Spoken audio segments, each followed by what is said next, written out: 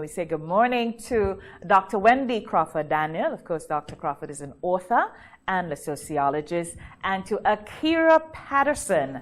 Akiera is a marketing and promotions and brand specialist. She also does artist management and just great energy. Good morning, ladies. Good morning. Good morning. Happy hour day. Happy hour day. Right? I'm feeling the vibe inside. And thank you for sharing, joining on. Yes. I must say, these men,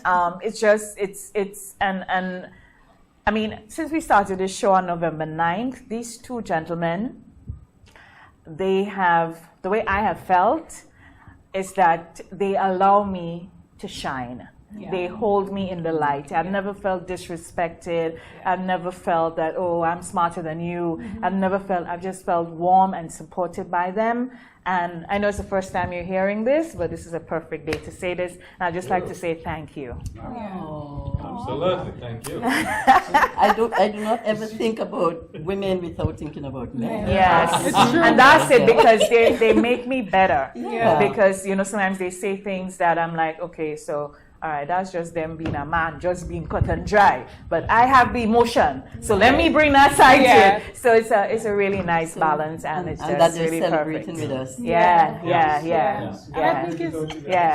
Couldn't have found better men to celebrate with us. No, and I think it's beautiful that you said that, because I think that it's so important for women to have a voice. Mm-hmm. So just the fact that you extended the entire show today to all of these, you know, lovely women that came before, and, you know, the one in my presence, I think that is so important, because in communications, being a communication specialist, I believe that women have not always had the opportunity to be heard, be seen, but not heard. And I think that it's so important for platforms to be extended so that women will have the opportunity to speak and to talk and to say all of these things. And just the fact that you spoke about, you know, your relationship with your co-anchors on this program as men, it brought back a thought of growing up in my household. Like, my father would always allow me to be heard. Mm-hmm. My uncles always, what do you think, Akiera? Yeah. What's your opinion? What's your perspective? Yes. So I always grew up comfortable speaking, and it allowed me to continue speaking and not just use my voice to advocate for different things, but to advocate for different people, and to be confident in that, because I felt like I had something to say. Wonderful. And there were people who were willing to listen. Yeah. So thank you all. Definitely. Declare publicly that Dr. Crawford and I are good friends. Yes. We go back a long time. So, to take up on that, Doc, you know, because our socialization as young people growing up have always been women as a sexual symbol and what quality they bring to the table. We have seen that change, even though, I mean, when you look at Governor Kubo, you wonder about that still in this time. But how have you guys seen that challenge to move out of that mold, break that mold, for want of a better word, and project women in a different light, in that we can be professional, we can be just as great as you guys? And how difficult has that been, you think, based on your understanding of the socialization? Yeah, well, I always look at it as our attitude is something that we have learned.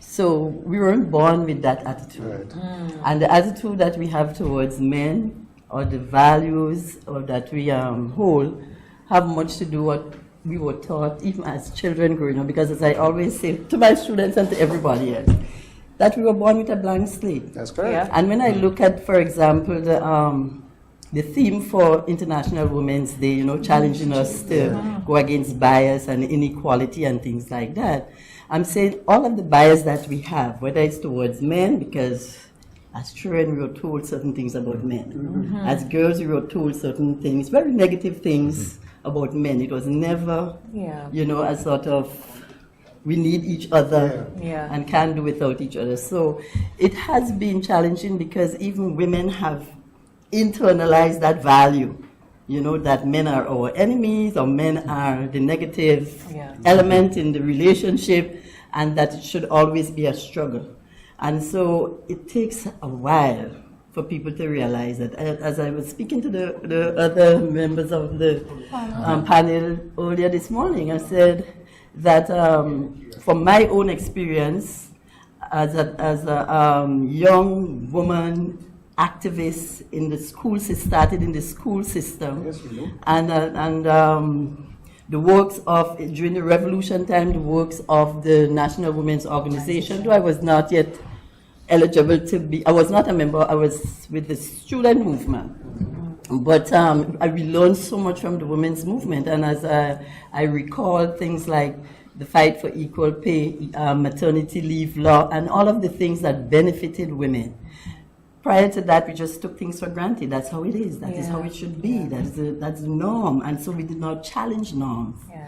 And even when I teach my students, I said, do not accept any of the things, any of the values, any of the norms outside. I challenge them. Yeah. And that's the whole idea of education. I'm not in education to teach you facts. You could get that on the internet. You could get that anywhere you want. Right. But I'm here to show you a method, a model. Yeah. Develop your critical thinking. Don't take anything you read as is. Nothing really is what it seems to be. Yeah. So, so it's that kind of challenge. But it's coming along nicely, and I think with the internet and with all of that, people have exposure to information. Any part of the world, any information you need, that is changing. Yeah. That has helped a great deal. So, And Akiera, I picked up earlier that you spoke about the influence of your dad in your life, and how he gave you that flexibility and that room to express yourself, regardless. How has that changed your perspective and outlook? Whatever I wanted to be, I felt like I could be it. And not just my dad alone, but Brenda would tell you this, like my mom, like she has always been a very strong person, very strong figure, and she has an incredible work ethic. And sometimes I feel like my relentlessness in being persistent is because I've seen her always be so strong and always be so persistent. So there was always a space, for that, whether it's inspiration through seeing, how my mother would be independent and very much a go-getter. And then, my father and the male figures in my life, my uncles, Judah, would always give an opportunity for me to do anything or be anything. I felt like I could do anything. There was a phase I wanted to be a model. There was a phase I wanted to be an architect. There was a phase I wanted to be a lawyer. Yeah. You know what I mean? Yeah. Anything. And I would get the tools immediately. I want a little laptop. I got a laptop. I want a drafting table. I got a big drafting table because I was like, I think I want to be an architect today. You know what I mean?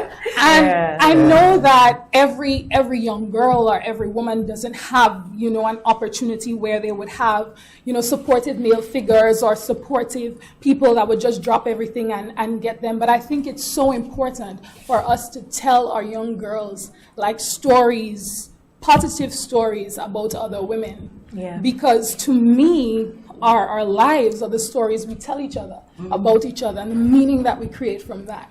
And speaking to your point, I think it's important to have more conversations about the dichotomy between males and females so that women will understand more freely their space to navigate in a male's or a man's world. In entertainment, predominantly. Men. Yeah.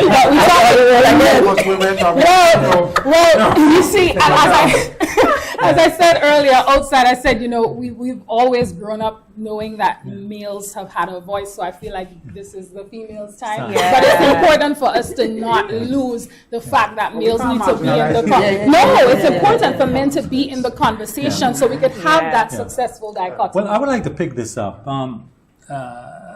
Wendy, particularly for you as a sociologist, lecturer, author, we have the situation, we recognize that women have come a long way. We have a lot of equalization. It's not where it has to be, but it's in the right direction. But at the same time, while this is happening, we observe that a young male in particular is losing ground, lots of ground in the society. And the examples of this, you see training programs, you see you look at a graduating class of SGU and it's 90% females or any other graduating class, in fact. And what's happening to the young male? You have training programs and they're dropping out. where is this leading us? How can we equalize this? How can we bring more how can we improve on this situation? Okay, so it's a problem. I know. I always counter this idea of the marginalization of male. Yeah? To begin with, first of all, I always like to say that I think we in Grenada are so blessed. We have some of the best men in the world, right? And that's for you. So I always start from that point of view. Yeah. And sometimes we look at statistics the wrong way. Yeah. Right? Not that our men are marginalized or missing. Maybe education is not taught in the way that attract them. So they find more active and other things to do. Right. Point. So people look at the universities, they look, basically, and they see a lot of female. Think about the style of teaching. Think about what the universities offer. Is it challenging enough for men? Sometimes men want to do something else. Right. And you know, I look at our men, and I think we have special men. I'm not trying to make you guys feel too good, but you guys, no. They're on with it already. Yeah. We do not give our men the credit. I think Grenada have some amazing men when it comes to the family life. I always recall, I went to an activity in St. Andrews. I think it was a Labby festival type of activity. And I'm leaning on, I'm always doing my little sociology. So I'm leaning on a building there looking at people passing. And I was just amazed to see the men with the children, one here, and the women walking a few feet behind. I'm like, this is beautiful. Yeah. I'm coming from Granans Beach early morning, first day of school. Right at, what do you call that place by the netball court? That Coffee Boat Hill. Yeah. About 8 men, only men, and little children of all ages and stages, standing there saying, oh God, if I had a camera. Look. Why are we not seeing this positive thing? They're taking their kids to school the first day. Some have kids small in their hands, like some like this. And I'm like, no women around. And I'm saying, why aren't we seeing these positive things? Our men doing a lot of positive. I find our men love their family. And when you speak, so I say to people all the time, when you speak about marginalization of men, you're not speaking about our men. Look and you'll find our men if you want to see them. Because they're there and they're playing their part. And that doesn't mean to say we don't have a few rascals. You know what I mean? As every society will have that. But we have some values that we have internalized. Absolutely. That goes against everything. Absolutely. Right? An idea that we possess or own these men. So they can't have another girlfriend outside. I know. They can't have friends. What is that all about? You understand? Because or if we have a child for them as stamp, that's a stamp. You're alluding to the men contributing more to the family life structure, which is so critical for our societal development. How do you women, career women, balance that with your careers? Because it's not an easy thing to be fully engrossed in your career and still have to balance the family life. You have a husband, you may have children. How will you see that balance? That's something that have to begin very early. For example, for me, I marry an old school guy. He's old school in his values, old school in his everything. But I established very early, honey, this is the life I've always known. This is what I do. So when I leave home, don't ask me what time I'm coming back, because I don't know. I'm a sociologist. I could leave for St. George's and end up in St. Patrick's. You hear something wrong with St. Patrick's? Or in Carriacou. So he understands very early that you do not, that I've established it.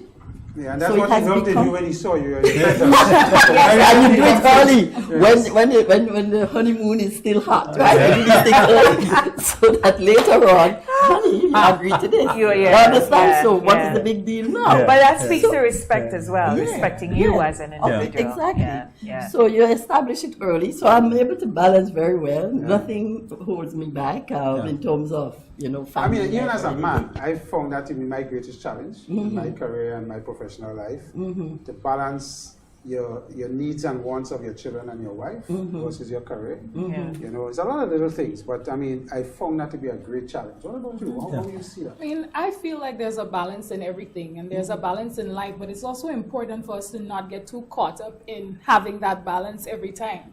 There will be times when your career requires more of your attention, and that's Absolutely. fine. And then there are other times when you balance it off with family time and you make that work. Yeah. You know, because it's very important to realize that. And it's also important to have these conversations with, you know, the people in your family, the people that you share your life with, so that they will understand that you're called to do the things that you do because it's innate, you know, and you feel like, especially when you're passionate about something, you know, I can see your passion for sociology just exuding. And when I'm in an entertainment space or I'm in a communication space, that's all I can think about. But that doesn't mean that that's the only thing that matters to me. So communication is very important. Understanding is very important. And I think that once these conversations are had in a family setting, whether it's with your partner or whether it's with your children, they understand, they feel inspired by that, and then they allow you to be you. And then when it's time to turn off, you turn off. And I take a month sometimes. And that's it, because after a hectic year, you know, you move from one event to the next, one brand to the next, one person or social, you know, initiative or whatever it is to the next. Life kind of just cascades into each other, and then you could lose yourself. So it's always important to come back to the people that ground you, to your family, because they will reel it in really quickly. True. You know what I mean? Like my sister is like, okay, Akiera, switch off, stop using the big words, let's just calm down. You know, you're not on a show. You know what I mean? I love that. I love those moments. You know, I talk to my nephew and I'm just his auntie. You know what I mean? It's just, you know, so it's important to have that. I believe that the balance is important, but not killing yourself too much for the balance, understanding that it can't be all the time. So I have this for you ladies, and maybe the men can chime in, I don't know. But speaking to some of our male friends, right, they're very supportive of women and, you know, they like women to do well and so on. But they also say that they just really want us, while we achieve higher education, you know, move forth in our careers and in standing in life, they really, at the end of the day, they really just want us to be women. They want to feel like they have meaning in our lives. And to most men, I'm finding as I grow older, is that meaning is that they have to feel that we need them. Whether we need them for something. And a lot of men are saying, as women go more financially independent, more career and more, you know, smarter, brighter, more leaders, that they are behaving as if they don't matter. You know, one of my friends said, you know, in his marriage at this moment, he feels as if his wife don't need him. You know, it's like the way he doesn't feel she's not vulnerable anymore. He said everything is a fight. From the cheese, to the paint, to the car, it's no longer, well, how are we doing this? You know, it's no longer that. And we have that in us. Let's be honest. No, we have it in us. And by the way, I did admit that to them. No, it is true. I fight to the end. But we have it in us. And is it something that we need to be careful about? It is. I mean, I have a strong, independent wife. And we have strong, independent discussions. I like that. But I think a lot of it boils down to first of all, I think men are in a position of fear. That's one. Because we tend to see us losing what innately we were supposed to be the breadwinners of the house. Right. We start seeing us losing that role. And I think we're probably looking at it from the wrong perspective. And it's not a matter of losing. It's a matter of, you now have a partner who can contribute more. Correct. And if we take it from that angle, I think we lose the fear of that. But the independence aspect of the lady is causing a lot of confusion in men's mind. And that is serious, because I had an experience with a young man who said to me, he and his girlfriend was going out for quite a while, and one time he went to her. He didn't like how she was dressed for this particular event, so he said, well, probably we could be less revealing, whatever. And she just said to him, listen, I have my own vehicle and I have my own clothes, I pay for my clothes, you could stay aboard. And that threw him off totally. And he came to me and said, I don't know what, and I think that is an issue that is coming, and our women need to also pay attention to that. That's the question I'm asking, because fellas are saying, okay, I mean, at the end of the day, men still want to see us as these soft, sweet, and feminine, and right. And so, I don't know, maybe what we should strive for. I love being a woman, and I don't ever want to lose my femininity. I'm also a very strong woman. But at the same time, and I know I've run into people who say, I really like you, but you scare me. But they only say that when they want to. Yeah. But cool, you know, so yeah. that's okay. I don't mind scaring people.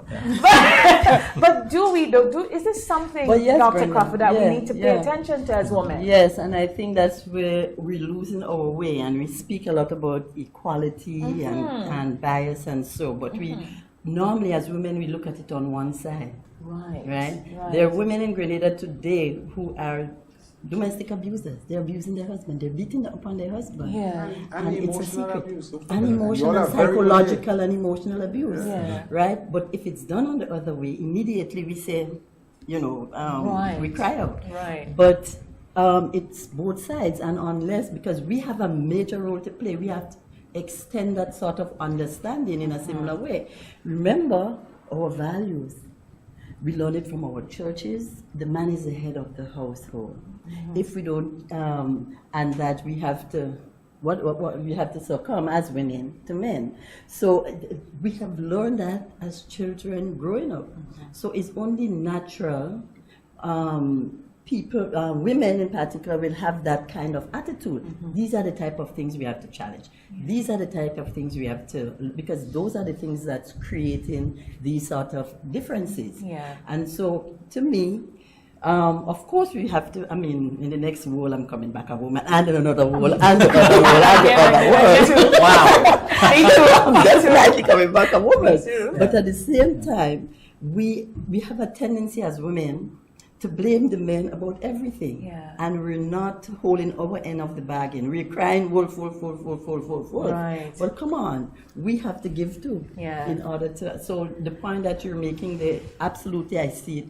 It's very prevalent in our society. Yeah. And it impacts intimacy as well, because Exactly. how you feel it goes Exactly. into. So those are things that lends into the men finding attraction elsewhere, and so on and so forth. And we don't see our part in it. They're just bad. Yeah. But Brenda, following that scenario, from Senator, I think that was a missed opportunity too to reestablish the narrative that in the man having an opinion about the attire of a female doesn't necessarily take away her independence, her ability to choose, her autonomy. Of course, your vehicle and your gas and you pay for everything has nothing to do with the situation that we're talking about right now. We're going together. Yeah. And on the other side of the coin, females always tell men what to wear. Exactly. Honey, that shirt don't look good without pants. You can't put on plaid and stripes. You can't wear a brown belt with a black shoe.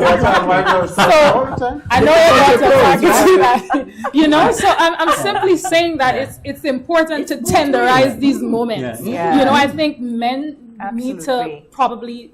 women obviously do need to be a lot more considerate. Yeah. But I also do think that men too need to not shy away from these conversations when they actually do happen and not be like, oh, I'm threatening your womanness.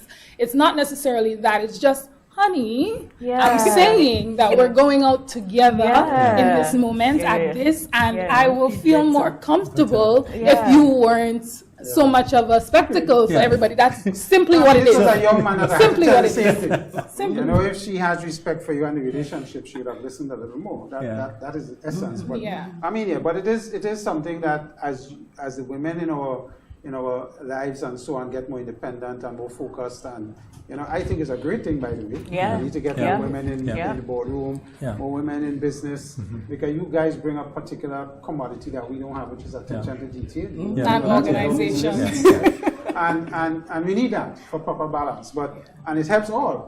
But sometimes the men get fearful of this interaction, and as I say, we need to rethink how we treated it. So it's a important thing. But we were saying earlier in former guests that women in power could be far more severe than men in power. Yes. Yes. And that is something our women need to understand as well. I want to Yeah, make I a mean, point here. I could write a whole book about that. Yeah. I could write a book about the good and the bad of it because Yeah. as women, we tend to be women are very competitive naturally. Yeah. So you start off with, competitiveness with physical appearance to begin with. Simple things like your hair, the way people interact with you. Right. Sometimes you find that, as you mature in life, you realize, okay, maybe every opinion I have, I don't need to share it because it would upset the woman in the room. So let me just leave it alone.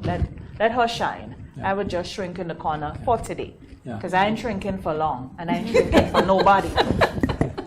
Okay, go ahead. But women tend to be much harder when it comes to leading women. And I'm happy you said that because as you talk to women across the spectrum of the world, you would find that women tell you, hands down, they prefer their male bosses. And when you find a woman boss that is good, and I have been fortunate to have about 2, man, you are sailing. It's like your mother. Yeah. You are just sailing. But when you find those who want to nitpick and they see in you something that they themselves don't have or want, and they don't know how to work that into the business model. Yeah, no problem. We're in the moment, and there's no question where women came from and where they are now.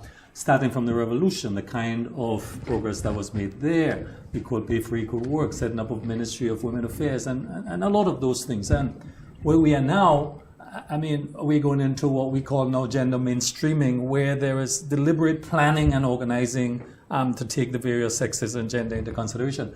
But what's the next stage? What needs to happen to create that real opportunities for women, for all the sexes as we go forward? Wendy? Education. And when I say education here, I'm not speaking about book education. Yeah. Yeah. The experiences, the education based on lifting people's consciousness and awareness of their role. Yep. Your scenario that you just explained there.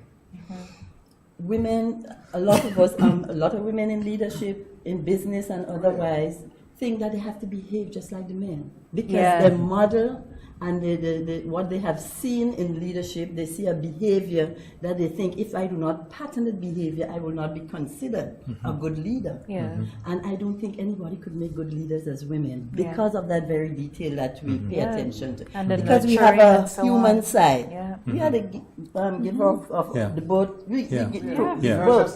There is a nurturing side to us that sometimes is needed in the workplace. Absolutely. Right? You're leading human beings. Human beings. That's the human side of you're it. leading humans. So there's some of them who think we have to behave a particular way to be considered a good manager or a good boss. And so they adopt a false male approach. False, sorry is the guys, word. but It's okay. it's really that sort of approach that really does not spell well for anything at all. And so, it just... And that's what we need, huh? That's what we need. We need a softer side. We just talk about it. I spoke about it earlier. The men also need to understand there's a softer side to them. Our emotional side have not developed as you guys. So we tend to be more black and white and objective and so on. But you bring that. You bring that, and that is what we need to develop. Another thing that men don't identify as that, but that is what it is. Women protect men as well.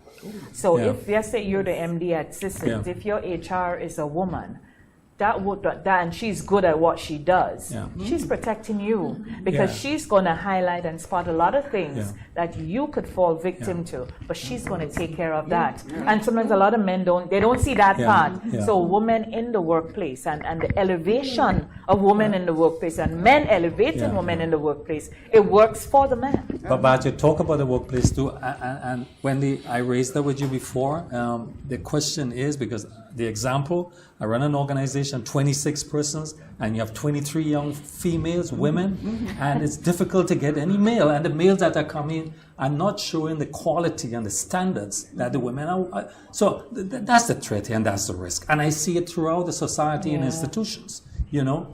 And I'm not sure, yes, we have good examples of young male and not all young, but I'm seeing great numbers that are being left behind. Yes, Byron. And that worries me, that bothers me. How do we change this cycle? Byron, remember, we did not, our parents did not do a good job, I always say that, with our young men. Yeah. They did a fabulous job with us Yes. as That's people, true. Yeah. right?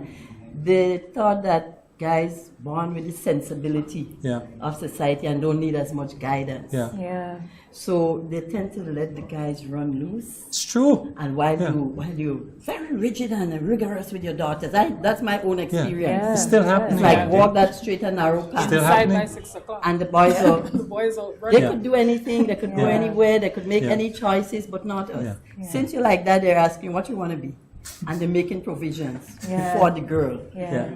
He's you know, that's sort of attitude. He to gonna that. learn a Figure it out. skill. And ultimately what we see, right, the girls on a very focused path. Yeah. And most of the guys. So it starts with parenting. Yeah. And not realizing that guys need as much because we're stronger. We are the stronger being in reality. Yeah. Right? You guys just very good at masking your emotions. That's true. But we They're are maskers. They're major maskers. I must say, I like a guy that cries. Chris cries. I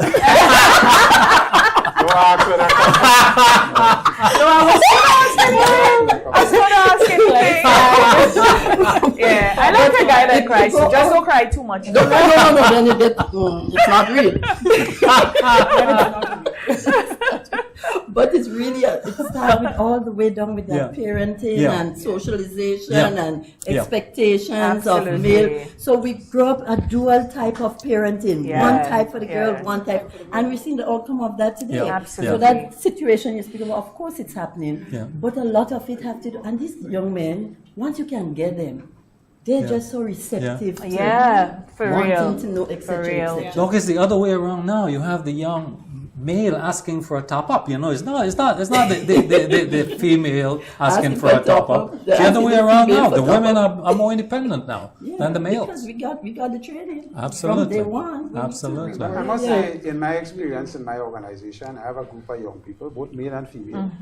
I have excellent. But you're right about the fact that the men need to be cajoled a little more now than the women, and the women, as you say, from since parenting, what have been taught.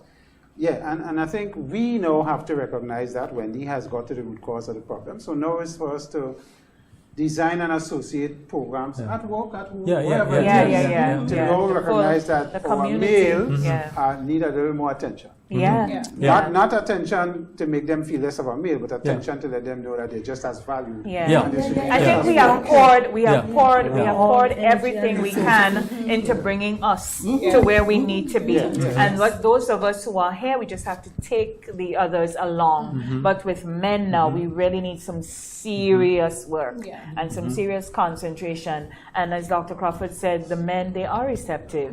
A lot of times, you know, they say, I And didn't then really Dr. know that, Crawford you know, but hinted to something earlier that I think is very important and should not be missed in terms of the education system.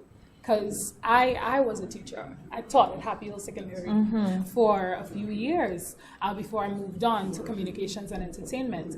And it's very important for us to look at our school system, the syllabus that we're presenting, and see if it addresses, one, the job opportunities that we have in society, because that's what it's for, and two, whether it's doing a service to the students based on their unique and individual capabilities, arming them with the thought to pursue something that comes natural to them or innate to them, or not wanting to shy away from that, because ever since I was younger, I would always read, Akiera is an excellent student, but she's a bit talkative. You know, but it's the perspective. It's the perspective, because to some people that might be like, oh, you need to be quiet, you need to, you know, speak less. But I was always naturally curious about people finding the story, and that developed into public relations. And I'm absolutely excellent at what I do in my perspective. So I feel like that talkativeness worked for me. So it's sometimes you have to, of course, you don't want to distract people and be too much, but you have to look and try to recognize when students have an aptitude for something and try to frame that. And I think that that's what's important. Our school system needs to be more conducive to the things that males like to do. Not that we can't equally do it, because I had males in my classes as well, all through university. But probably we need to re-examine that. I think the greatest thing Wendy said for me was that the fact that our education system probably is not reactive to what men now see as education. And how we need to change that to attract them more to that formal type of learning, and to see if, and I think that is something probably we haven't paid attention to. Because the younger generation, they're really not attuned to that. They want to, and you see what has happened here in COVID with that sort of that we don't need to go to school with books to sit down to go to school. School as we know it will change. Permanently change. And so that's why it's so important to develop on that kind of module that she mentioned, because guys could now sit anywhere on their phones, on their computer, and you have to have some kind of information they could hone into and garner skills and learning. That secondary schools now will only become a place to go and do labs.